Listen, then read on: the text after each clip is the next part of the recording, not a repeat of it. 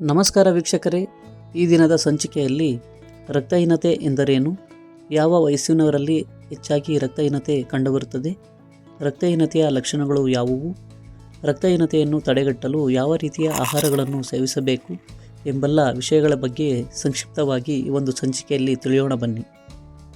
ಇಂದಿನ ದಿನಮಾನಗಳಲ್ಲಿ ರಕ್ತಹೀನತೆ ಎಂಬುದು ಜಾಗತಿಕ ಮಟ್ಟದಲ್ಲಿ ಅತಿ ದೊಡ್ಡ ಗಂಭೀರ ಆರೋಗ್ಯ ಸಮಸ್ಯೆಯಾಗಿ ಕಂಡುಬರುತ್ತಿದೆ. ಇದಕ್ಕೆ ಪ್ರಮುಖ ಕಾರಣ ನಮ್ಮ ದೇಶೀಯ ಆಹಾರದಲ್ಲಿ ಬದಲಾವಣೆ ಮಾಡಿಕೊಂಡು ವಿದೇಶಿಯ ಆಹಾರಗಳಿಗೆ ಮನಸೋತು ಕೆಮಿಕಲ್ ಯುಕ್ತ ಆಹಾರಗಳನ್ನು ನಿರಂತರವಾಗಿ ಸೇವನೆ ಮಾಡುತ್ತಿರುವುದೇ ಇದಕ್ಕೆ ಪ್ರಮುಖ ಕಾರಣ. ಈ ರಕ್ತಹೀನತೆ ಹೆಚ್ಚಾಗಿ ನವಜಾತ ಶಿಶುಗಳಲ್ಲಿ, ಹದಿಹರೆಯದ ಹುಡುಗ ಹುಡುಗಿಯರಲ್ಲಿ, ಗರ್ಭಿಣಿ ಮಹಿಳೆಯರಲ್ಲಿ, ಧೂಮಪಾನ ಮದ್ಯಪಾನಕ್ಕೆ ದಾಸರಾಗಿರುವ ಪುರುಷರಲ್ಲಿ ಕಂಡುಬರುತ್ತಿದೆ. ರಕ್ತಕ್ಕೆ ಕೆಂಪು ಬಣ್ಣ ಹಾಗೂ ದೇಹಕ್ಕೆ ಪುಷ್ಟಿ ಹಾಗೂ ಎಚ್ಚರಿಕೆ ನೀಡುವ ಕೆಂಪು ರಕ್ತ ಕಣಗಳು ಅಥವಾ ಹಿಮೋಗ್ಲೋಬಿನ್ ಮಟ್ಟ ಕಡಿಮೆಯಾದಾಗ ರಕ್ತಹೀನತೆ ಉಂಟಾಗುತ್ತದೆ. ಪೌಷ್ಟಿಕತೆಯ ಕೊರತೆಯಾದಾಗ ಹಿಮೋಗ್ಲೋಬಿನ್ ಮಟ್ಟ ಕಡಿಮೆಯಾಗುತ್ತದೆ, ಆದ್ದರಿಂದ ರಕ್ತಹೀನತೆ ಉಂಟಾಗುತ್ತದೆ. ಹುಡುಗಿಯರು ಮುಟ್ಟಾಗಲು ಪ್ರಾರಂಭಿಸಿದ ಅಂದಿನಿಂದ ರಕ್ತಹೀನತೆಗೆ ಒಳಗಾಗುವ ಸಾಧ್ಯತೆಗಳು ಹೆಚ್ಚಾಗುತ್ತದೆ. ಪ್ರತಿ ತಿಂಗಳು ಮುಟ್ಟಾದಾಗ 70 ml ವರೆಗೂ ರಕ್ತ ನಷ್ಟವಾಗುತ್ತದೆ. ಆದ್ದರಿಂದ ಅವಳ ಆಹಾರದಲ್ಲಿ ಸಾಕಷ್ಟು ಪೌಷ್ಟಿಕತೆ ಮತ್ತು ಕಬ್ಬಿಣಾಂಶ ಇರುವಂತೆ ಖಾತರಿಪಡಿಸಿಕೊಳ್ಳಬೇಕು. ರಕ್ತಹೀನತೆಯ ಲಕ್ಷಣಗಳು. ರಕ್ತಹೀನತೆಯನ್ನು ಸೂಚಿಸುವ ಹಲವಾರು ಚಿಹ್ನೆಗಳನ್ನು ದೇಹದಲ್ಲಿ ಕಾಣಬಹುದು. ಸಾಕಷ್ಟು ಕೆಂಪಿಲ್ಲದೆ ಮಂಕಾಗಿ ಕಾಣುವುದು, ಉಗುರುಗಳು, ನಾಲಿಗೆ ಮತ್ತು ಕಣ್ಣುಗಳು ಸಾಕಷ್ಟು ಕೆಂಪಾಗಿಲ್ಲದೆ ಮಸುಕಾಗಿದ್ದರೆ ಅವರು ರಕ್ತಹೀನತೆಯಿಂದ ಬಳಲುತ್ತಿದ್ದಾರೆ ಎಂದರ್ಥ. ಏದಿಸಿರು ಬಿಡುವುದು. ಸಾಮಾನ್ಯವಾಗಿ ಆಡುವುದು, ಮೆಟ್ಟಿಲೇರುವಂತಹ ಸುಲಭವಾದ ಕೆಲಸಗಳಿಗೆ ಏದಿಸಿರು ಬಿಡುವುದು ಅಥವಾ ಸುಸ್ತಾಗುವುದು ಮತ್ತು ಬೆನ್ನು ನೋವು. ಮನೆಯಲ್ಲಿ ಚಿಕ್ಕಪುಟ್ಟ ಕೆಲಸ ಮಾಡುವುದು ಅಥವಾ ಗೆಳೆಯತಿಯರೊಂದಿಗೆ ಆಟವಾಡುವುದರಿಂದ ಸುಸ್ತಾಗುವುದು, ಜೊತೆಯಲ್ಲೇ ಬೆನ್ನು ನೋವು ಕಾಣಿಸಿಕೊಳ್ಳುವುದು ರಕ್ತಹೀನತೆಯ ಲಕ್ಷಣವಾಗಿರುತ್ತದೆ. ಹಸಿವು ಕಡಿಮೆಯಾಗುವುದು. ರಕ್ತಹೀನತೆಯಿಂದ ಬಳಲುತ್ತಿರುವ ವ್ಯಕ್ತಿಗಳಲ್ಲಿ ಹಸಿವು ಕಡಿಮೆಯಾಗುವುದು ಮತ್ತು ತಿನ್ನುವುದರಲ್ಲಿ ಆಸಕ್ತಿ ಕಡಿಮೆಯಾಗುವುದು ಸಾಮಾನ್ಯವಾಗಿ ಕಂಡುಬರುತ್ತದೆ. ಇದರಿಂದ ಪೌಷ್ಟಿಕಾಂಶಗಳು, ವಿಟಮಿನ್ಗಳು, ಕ್ಯಾಲೋರಿಗಳು, ಪ್ರೋಟೀನ್ಗಳು ಇತ್ಯಾದಿಗಳಿಲ್ಲದೆ ಐರನ್ ಅಂಶದಲ್ಲಿ ಕೊರತೆ ಉಂಟಾಗುತ್ತದೆ. ಈ ಕಾರಣದಿಂದ ಅವರ ಎತ್ತರ ಮತ್ತು ತೂಕದಲ್ಲಿ ವ್ಯತ್ಯಾಸಗಳು ಕಂಡುಬರುತ್ತದೆ. ಓದಿನಲ್ಲಿ ಅನಾಸಕ್ತಿ. ರಕ್ತಹೀನತೆಯಿಂದ ಗ್ರಹಿಕೆ ಮತ್ತು ಜ್ಞಾಪಕ ಶಕ್ತಿ ಕಡಿಮೆಯಾಗುತ್ತದೆ. ಆದ ಕಾರಣ ಕಲಿಕೆಯಲ್ಲಿ ಹಿಂದೆ ಉಳಿಯುತ್ತಾರೆ. ಆಗಾಗ ಹುಷಾರು ತಪ್ಪುವುದು. ರಕ್ತಹೀನತೆ ಇರುವವರಲ್ಲಿ ರೋಗನಿರೋಧಕ ಶಕ್ತಿ ಕಡಿಮೆಯಾಗಿ ಆಗಾಗ ಅನಾರೋಗ್ಯದಿಂದ ಬಳಲುತ್ತಾರೆ.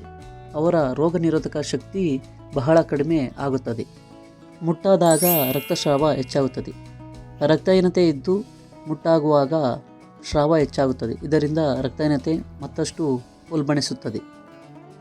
ರಕ್ತಹೀನತೆಯನ್ನು ತಡೆಗಟ್ಟುವುದು ಹೇಗೆ? ನಂಬರ್ 1, ಸಮತೋಲನ ಆಹಾರವನ್ನು ತೆಗೆದುಕೊಳ್ಳುವುದು ಮುಖ್ಯ. ಪ್ರತಿನಿತ್ಯ ನಮ್ಮ ಆಹಾರದಲ್ಲಿ ಶಾಖ ಆಹಾರಗಳಾದ ಮೆಂತ್ಯ ಸೊಪ್ಪು, ಮೂಲಂಗಿ ಸೊಪ್ಪು, ಹೂಕೋಸಿನ ಸೊಪ್ಪು, ಸಾಸಿವೆ ಸೊಪ್ಪು, ಬಟಾಣಿ ಮೊಳಕೆ ಕಾಳುಗಳು, ಸೋಯಾಬೀನ್, ನೆಲಗಡಲೆ, ಎಳ್ಳು, ರಾಗಿ, ಕುಂಬಳಕಾಯಿ, ಸಪೋಟ, ಕಲ್ಲಂಗಡಿ ಮತ್ತು ಬೆಲ್ಲಗಳಲ್ಲಿ ದೇಹಕ್ಕೆ ಬೇಕಾದಷ್ಟು ಕಬ್ಬಿಣಾಂಶ ಇರುತ್ತದೆ. ಇವುಗಳನ್ನು ನಾವು ಸೇವನೆ ಮಾಡಲೇಬೇಕು. ಆಗ ರಕ್ತಹೀನತೆ ಕಂಡುಬರುವುದಿಲ್ಲ.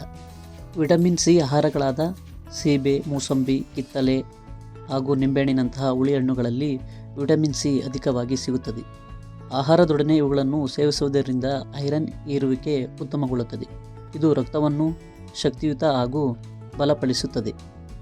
ಹಾಗೂ ಮಾಂಸಾಹಾರದ ಪದಾರ್ಥಗಳಾದ ಸೀಗಡಿ, ಮೀನು, ಯಕೃತ್, ಕೋಳಿ ಮೊಟ್ಟೆ ಇತ್ಯಾದಿಗಳನ್ನು ತಿನ್ನುವುದರಿಂದಲೂ ಐರನ್ ಮಟ್ಟವನ್ನು ಉತ್ತಮಗೊಳಿಸಬಹುದು.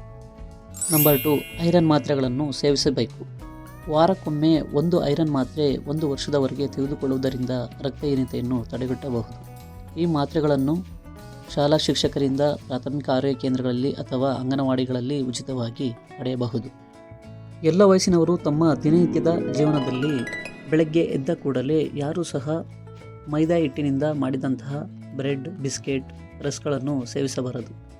ಹಾಗೆಯೇ Sting, Coca Cola, Pepsi, jeera Slice ಬದಲಾಗಿ ದೇಶೀಯ ಪಾನೀಯಗಳಾದ ನಿಂಬೆಹಣ್ಣಿನಿಂದ ತಯಾರಿಸಿದ ಪಾನಕ, ಮಜ್ಜಿಗೆ, ಬಾದಾಮಿ ಹಾಲು, ಎಳನೀರನ್ನು ಸೇವಿಸುವುದು ಆರೋಗ್ಯಕ್ಕೆ ಉತ್ತಮ. ಇವುಗಳನ್ನು ಸೇವಿಸದೇ ಇದ್ದ ಸಂದರ್ಭದಲ್ಲಿ ದೇಹದಲ್ಲಿ ಅಪೌಷ್ಟಿಕತೆ ಉಂಟಾಗಿ ನಮ್ಮ ದೇಹದ ಕೂದಲು, ಚರ್ಮ ಕಣ್ಣಿನ ಆರೋಗ್ಯ ಸಮಸ್ಯೆಗಳು, ಓದಿನಲ್ಲಿ ನಿರಾಸಕ್ತಿ, ಸ್ಟ್ರೆಸ್, ಡಿಪ್ರೆಷನ್, ದೀರ್ಘಕಾಲದ ಕಾಯಿಲೆಗಳಿಗೆ ಒಳಗಾಗಿ ಮಾನಸಿಕವಾಗಿ ಕುಗ್ಗಿ ಆತ್ಮಹತ್ಯೆ ಮಾಡಿಕೊಳ್ಳುವ ಸಾಧ್ಯತೆಗಳು ಹೆಚ್ಚುತ್ತವೆ ಮತ್ತು ಸಾವು ಸಂಭವಿಸಬಹುದು.